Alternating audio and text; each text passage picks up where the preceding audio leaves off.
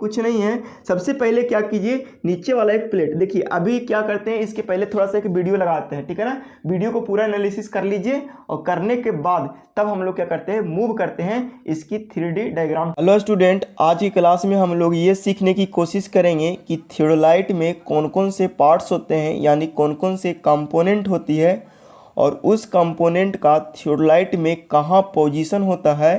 साथ ही साथ थोड़ा बहुत हम लोग वर्क पर भी विचार करेंगे, बात करेंगे, ठीक है। तो आइए टाइम को बर्बाद ना करते हुए अपन स्टार्ट करते हैं थियोडोलाइट के सबसे निचले हिस्से से, ठीक है। देखिए, थियोडोलाइट के सबसे निचले हिस्से में गुना काटा हुआ होता है, यानी इसको थ्रेडेड पोर्शन भी बोलते हैं या चूड़ीदार भाग भी बोलते हैं, ठीक है ना। बड़ा आराम से इस चीज़ को देख लीजिए और समझ लीजिए, ठीक है ना। इस चूड़ीदार भाग का हम लोग इस्तेमाल करते हैं थियोडोलाइट को ट्राइपॉड में कसने के लिए, यानी फिट करने के लिए। ये थ्रेडेड पोर्शन से हम लोग थियोडोलाइट में इसको आराम से फिट कर लेते हैं, कस लेते हैं, ठीक है। कसने के बाद हम लोग सोचते हैं दूसरा स्टेप लेवलिंग करना, ठीक है ना। तो लेवलिंग करने के लिए जो आपकी इंस्ट्रूमेंट है यानी थियोडोलाइट है, थियोडोलाइट जहाँ से मूव कर रहा है उसके निचले हिस्से, यानी देखिए ये वाला हिस्सा, यहाँ से यहाँ तक के हिस्से को हम लोग बोलते हैं लेवलिंग हेड, ठीक है ना।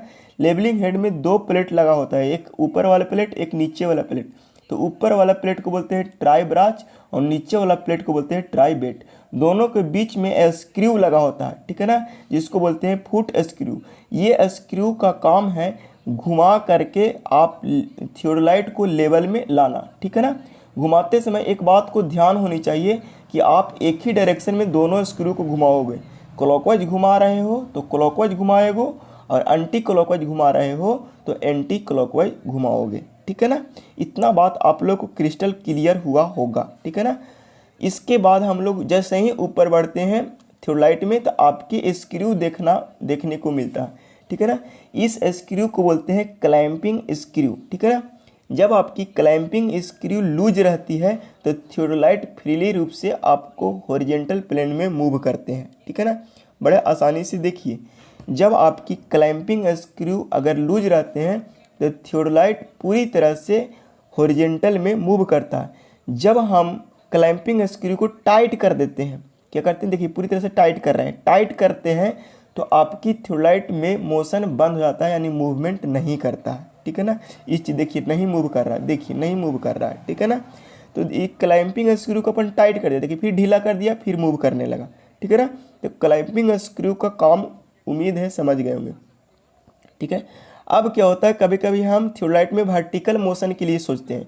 तो वर्टिकल मोशन के लिए देखिए फिर से ऊपर में दो गए स्क्रू है, देखिए एक स्क्रू इधर एक स्क्रू उधर, ठीक है ना। ये दोनों स्क्रू को बोलते हैं टेंजेंशियल स्क्रू। क्या बोलते हैं वो, टेंजेंशियल स्क्रू। और इस टेंजेंशियल स्क्रू का मेन काम है वर्टिकल मोशन लाना, ठीक है ना। थियोडोलाइट का वर्टिकल मोशन लाना, ठीक है ना। देखिए ये इसको कस दिए, ढीला कीजिए, देखिए वर्टिकल मोशन आएगा, ठीक है ना। देखिए बता रहा है वर्टिकल मोशन, ठीक है ना। इतना बात उम्मीद है क्रिस्टल क्लियर हुआ होगा।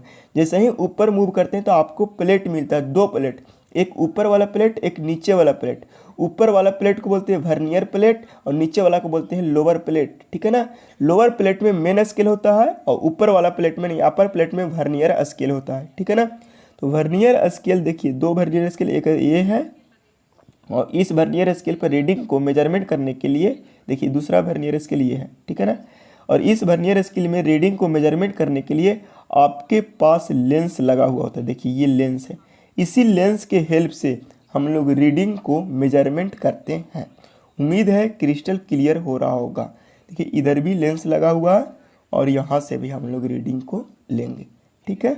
उम्मीद है क्रिस्टल क्लियर हो रहा होगा। जैसे ही आते हैं तो देखिए आपको एक स्पिरिट बबल या बबल ट्यूब दिखाई पड़ता है। बबल ट्यूब का एक ही काम है लेवलिंग करना। देखिए इस स्क्रू को घुमाने से अगर ये सेंटर में आ जाता है तो हम समझेंगे कि हमारा थियोडोलाइट जो सेटिंग किए हैं वो पूरी तरह से लेवल में है, ठीक है। उसके बाद कभी कभी क्या होता है ना, ट्राइपॉड का लेग टेढ़ा उड़ा होता है, ठीक है ना। तो उसको सेंटर में लाने के लिए इस लेंस से हम लोग देखते हैं या इस स्क्रू को सहारा लेते हैं, ठीक है ना। इस बात को आप लोग को समझ आना चाहिए, ठीक है ना। देखिए बड़े ध्यान से यहाँ पे लेंस लगा होता है, इससे आप देख सकते हो, ठीक है ना। जैसे ही इसके बाद ऊपर जाते हैं तो ऊपर जाने के बाद आपको देखिए यहाँ से ये तो प्लेट दिख ही रहा है, ठीक है ना। हाँ, यहाँ तक हम लोग कंप्लीट कर लिए, ठीक है ना। देखिए पूरा घुमा घुमा करके देख लीजिए आप लोग, बड़ा आराम से इसको समझने की कोशिश कीजिए, ठीक है ना। उसके बाद जैसे ही ऊपर मूव करते हैं, ऊपर जैसे ही मूव करते हैं तो देखिए आप लोग को क्या देखने को मिलता है। अभी तक यहीं पे देखिए, यहाँ पे देखिए इसको बोलते हैं वर्टिकल सर्किल। क्या बोलते हैं बाबू? Vertical circle. वर्टिकल सर्किल में भी दोनों साइड वर्नियर लगा होता है, ठीक है ना, रीडिंग को मेजरमेंट करने के लिए, ठीक है ना। तो देखिए वर्नियर में रीडिंग को मेजरमेंट करने के लिए आँख से हो सकता है कि थोड़ा सा क्लियर ना दिखे, इसीलिए लेंस का प्रयोग कर लेते हैं हम लोग, और लेंस के सहारे से हम लोग क्या करते हैं, रीडिंग को मेजरमेंट करते हैं। इसको भी लेवल करने के लिए ऊपर लेवल ट्यूब दिया गया है, बबल ट्यूब दिया गया है, ठीक है ना। इस चीज़ को आप समझने की कोशिश कीजिएगा, ठीक है ना। हाँ, और यहाँ पे इतना बात पढ़ने के बाद आपको जैसे ही आगे मूव किए तो मूव करने के बाद देखिए आपको एक फ्रेम दिख रहा है, ए फ्रेम। इस फ्रेम को बोलते हैं ए फ्रेम, जिसमें आपकी वर्टिकल सर्किल अटैच है, थियोडोलाइट अटैच है, ठीक है ना। देखिए ये वाला जो स्क्रू है ये टेलीस्कोप, देखिए ये वाला को बोलते हैं टेलीस्कोप। देखिए इसको बोलते हैं टेलीस्कोप। टेलीस्कोप को मोशन कराना है या मोशन से रिस्ट्रिक्ट कराना है या मूवमेंट को बंद करना है तो इस स्क्रू को सहारा लेते हैं। अगर इस स्क्रू को लूज करोगे तो टेलीस्कोप मूव करेगा। देखिए लूज कर दिए, मूव करेगा। लेकिन अगर इस स्क्रू को टाइट करेंगे तो टेलीस्कोप मूव नहीं करेगा, ठीक है ना। अगर टाइट करने के बाद अगर आपको लग रहा है कि नहीं हमको स्लो मोशन से इसको मूवमेंट कराना है तो देखिए इस स्क्रू को सहारा लेते हैं और इसी स्क्रू को बोलते हैं स्लो मोशन स्क्रू। इस चीज़ को आप ढंग से समझने की कोशिश कीजिए। देखिए यहाँ पे वैन को साइड करने के लिए आपकी दो ई वाला से साइड करते हैं, जो छेदा छेदा दिख रहा है ना उसको बोलते हैं साइटिंग वैन, ठीक है ना। देखिए यहाँ पे इसको बोलते हैं ऑब्जेक्ट पीस और इसको बोलते हैं आई पीस, ठीक है ना। सॉरी, इसको बोलते हैं ऑब्जेक्ट पीस और पीछे वाला को बोलते हैं आई पीस, ठीक है। देखिए यहाँ पे इसको बोलते हैं ऑब्जेक्ट पीस, ठीक है ना, और जहाँ से हम लोग देखते हैं उसको बोलते हैं आई पीस। देखिए ये हुआ आपकी आई पीस, और यहाँ से देखिए इस छेदा के सहारा से हम लोग देखते हैं और आप सारे मतलब सारे लेवलिंग स्टाफ को या रीडिंग स्टाफ को मेजरमेंट करते हैं, देखते हैं, ठीक है ना। इस चीज़ को आप समझने की कोशिश कीजिएगा, ठीक है।